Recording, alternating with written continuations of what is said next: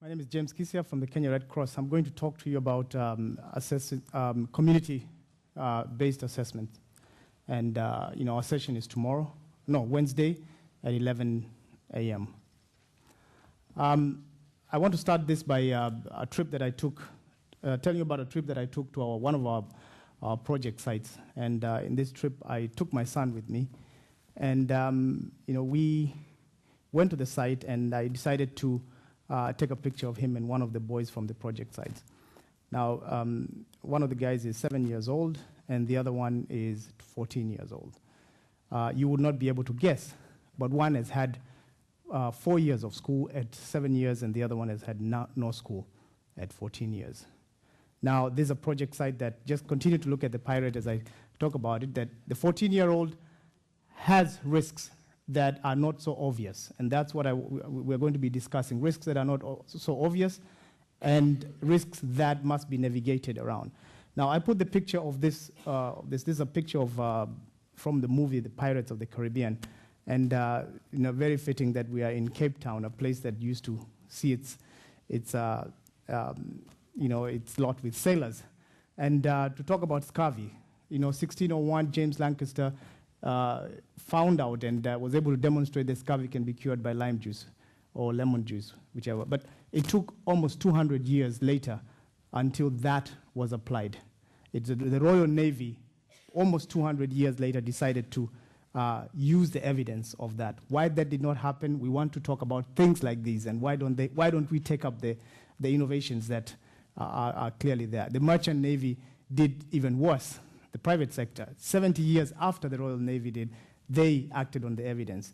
So we have a lot of evidence of what works. There's a lot that is being done to generate evidence.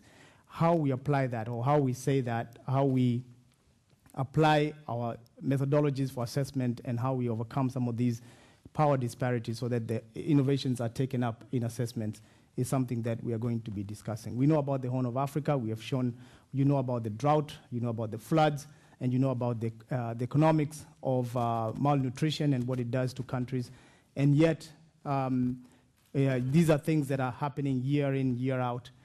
Something is wrong somewhere. We want to question that, and we want to even question our own way of education. Is the technical rationality that we have as a way of education keeping us thinking too linearly and preventing us from coming up with solutions that may not be as linear as, and may be more contextual to the societies that we are working in. In Kenya, we had our post-election violence, and a lot of response. We went to many places. My friend there, Abdi Shakur, standing next to this guy, we had a lot of celebrities come in, and at the end of everything, all the responses, the underlying risks that got us to that place have not been quite understood, at least we have not acted on.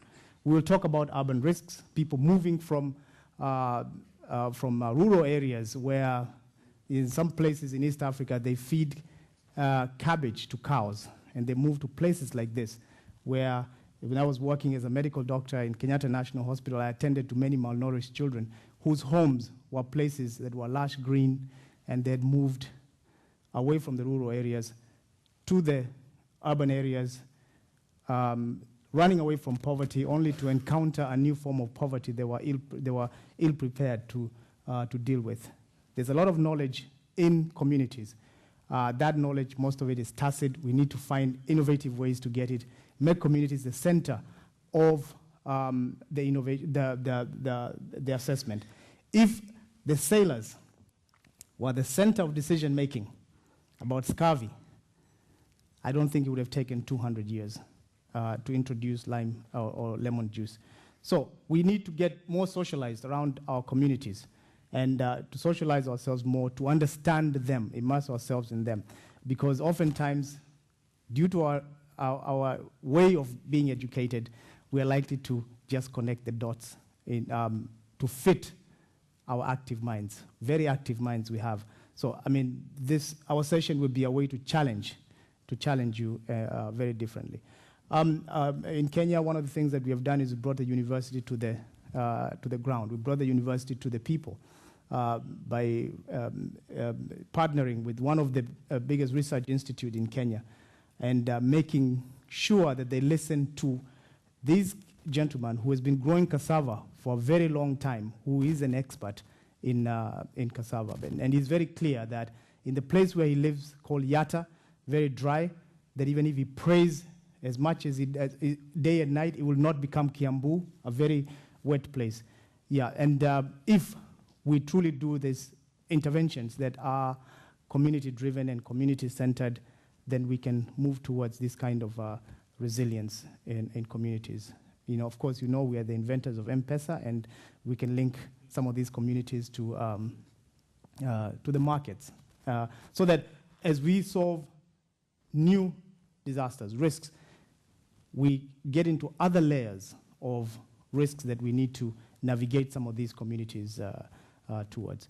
And some of our speakers will include, Steve McDowell from the IFRC Nairobi, who will talk about the Somali famine.